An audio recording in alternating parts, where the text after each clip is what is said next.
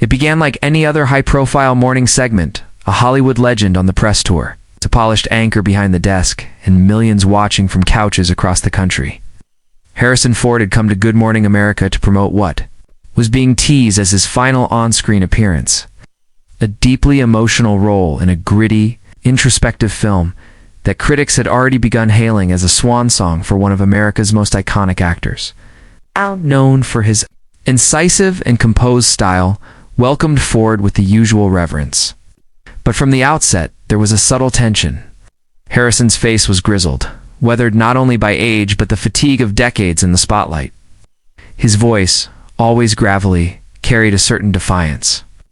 The early questions were routine about the legacy of Indiana Jones, the evolution of his career, his views on storytelling. Ford answered with that trademark dry wit and minimalism.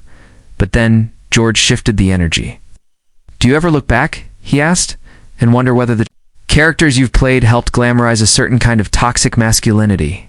Harrison paused, blinked, then stared at George for a moment too long. "Is that what this is?" he said low and sharp. "You invited me here to scold me for being Han Solo?" George chuckled awkwardly. "No, I'm just asking, but..." Ford had already cut in. "That's not a question. That's a lecture." The studio got noticeably colder. George pressed on, trying to keep the conversation balanced, but Ford's arms were now crossed, his eyes fixed. "Your films are seen by generations," George continued. "Some argue they shaped a kind of stoicism that discouraged emotional openness in men. Do you take any responsibility for that?" Harrison leaned forward, his voice gaining volume.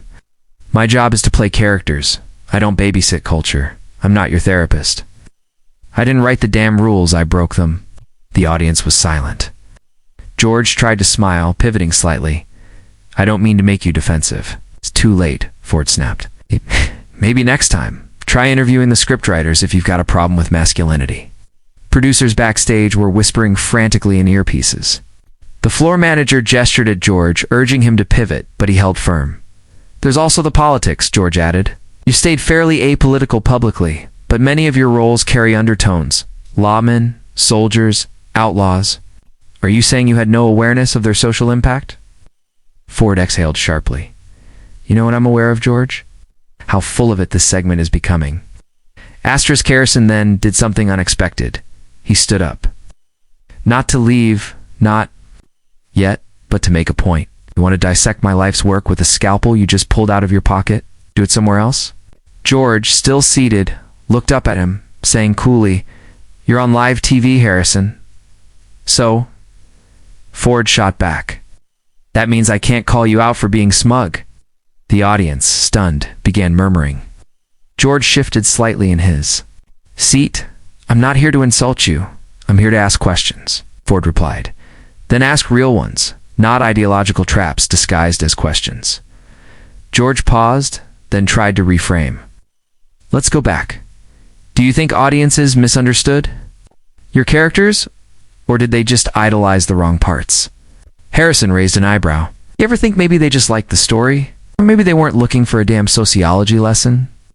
The producer's voice crackled in the earpiece again, suggesting they cut to a commercial, but George kept going. "Why so angry, Harrison?" And there it was, the spark that lit the fuse. "Because I came here to talk about art, and you're treating it like a courtroom cross-examination."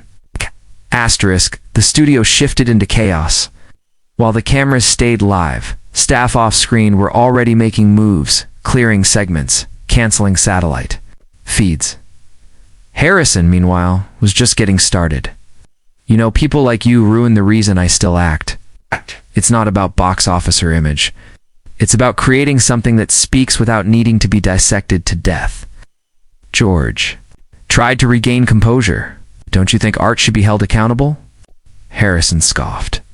"Held accountable? You think The Fugitive needs a disclaimer now?"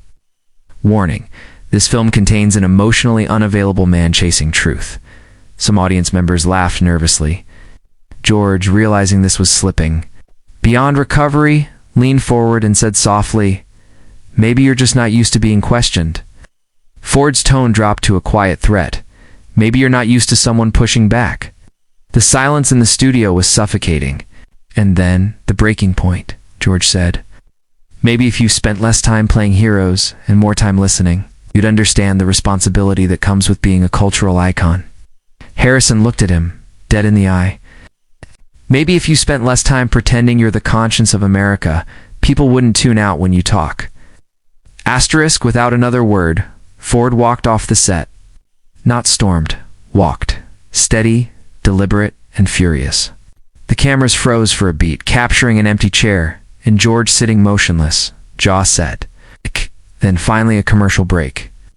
But it was too late. Clips were already flooding social media. Someone in the live audience had captured the entire meltdown on their phone. Within an hour, hashtags like hashtag Ford vs. George and hashtag Harrison snaps were trending globally. News outlets scrambled to verify what just happened, while late-night shows began drafting opening monologues. The internet couldn't get enough. Some called Ford a relic, unable to face modern scrutiny. Others hailed him as a straight shooter finally standing up to a media that thrives on provocation. Think pieces sprang up from every corner about generational gaps, the politicization of film, and the dangers of using live interviews to score ideological points. Asterisk, back at GMA, the fallout was swift. ABC released a neutral statement. We value all of our guests and regret the escalation of this morning's segment. Harrison Ford's reps went further. Mr. Ford was invited to discuss his film, not to defend decades of fictional characters, or serve as a proxy in a cultural debate. He stands by his decision to exit the interview. George, meanwhile, addressed the incident the next morning with a straight face. Not every conversation goes as planned, but we don't apologize for asking challenging questions. The divide deepened. Media watchdogs criticized George for ambushing a senior actor under the guise of journalism, while others called Ford's response thin-skinned and hostile. But public opinion remained mixed. Clips of the confrontation had already amassed millions of views, and for once, morning television had everyone talking at the office again. Asterisk, despite the drama, ticket sales for Ford's film skyrocketed. Audiences were curious. Who was this man who had snapped on live TV? What was the film that sparked such a passionate defense? Critics began to rewatch the movie through a new lens, picking apart the role that Ford had said meant everything. To him, some called it a raw portrait of aging courage. Others said it's Ford playing Ford. Meanwhile, Harrison retreated from the spotlight. No further interviews, no comments. Just a photo weeks later, walking alone through a mountain trail in Wyoming, looking more myth than man. Insiders claimed he'd sworn off media entirely. He's done, one said. He gave the industry 40 years. He doesn't owe it another soundbite. Asterisk on the media side, GMA's ratings soared the week after the clash. Viewers tuned in, hoping for more fireworks. But things had changed. A memo allegedly circulated among staff. No more surprise pivots mid-interview, especially with legacy stars. George, though composed on air, was said to be privately rattled. He didn't expect Ford to hit back that hard, one producer revealed. And definitely not on live TV. The debate over the line between journalism and provocation reignited. Were interviewers pushing too hard to create viral moments? Or were celebrities just unwilling to engage with criticism in a new cultural era? Asterisk. As weeks passed, the heat cooled, but the memory lingered. Harrison Ford remained silent, a choice that only deepened the legend. Talk show hosts still referenced the blow-up. Meme pages still looped the moment he said, "I'm not your therapist." George continued his work, but never again asked a legacy actor about cultural accountability, at least not on live TV. And still, odd. A generation of fans defended Ford fiercely. He's one of the last real ones, one Redditor wrote. Say what you want, but he stood up for storytelling. It was a moment frozen in pop culture, a reminder that not every Hollywood icon can be molded, nor every interview contained. Asterisk, in the end, it wasn't about who won the argument. It was about two figures, one a weathered storyteller who had spent a lifetime chasing meaning through characters, and the other a polished interviewer trying to squeeze truth from myth. Their clash became symbolic of a broader tension.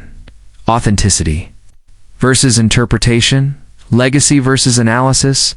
Storytelling versus scrutiny? Harrison Ford left the studio that day, not defeated, but defiant, kicked off live TV. Yes. But also etched into history as a man who refused to let his narrative be rewritten. And in doing so, he reminded a watching world that sometimes the quietest storms leave the deepest scars.